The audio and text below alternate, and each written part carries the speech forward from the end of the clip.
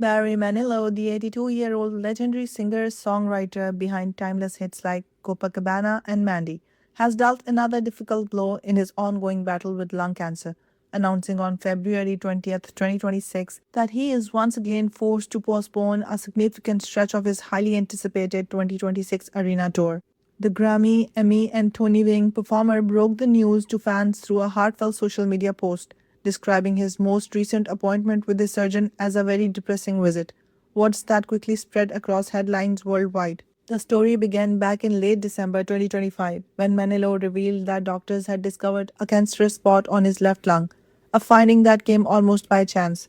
He had been suffering through back to back attacks of bronchitis during his residency in Palm Springs, California, and an MRI ordered to investigate the lingering illness turned up the unwelcome discovery. Diagnosed at stage 1, Manilow credited early detection for his chances, calling it pure luck and a great doctor that the cancer was caught when it was. He underwent surgery to have the spot removed and initially assured fans the prognosis was positive. No chemotherapy, no radiation, and a recovery plan he jokingly described as chicken soup and I love Lucy reruns. He managed to push through a series of Christmas concerts before postponing his January dates to focus on healing, with plans to return by February. Those plans, however, have not gone as hoped. Despite working tirelessly on his recovery, hitting the treadmill 3 times a day, even at 82 and just weeks out from a significant lung surgery, Manilow admitted in his post that he still could not sing more than 3 songs in a row before needing to stop. He walked into his surgeon's office confidently that he was on track to handle the demands of a full arena show. His surgeon disagreed.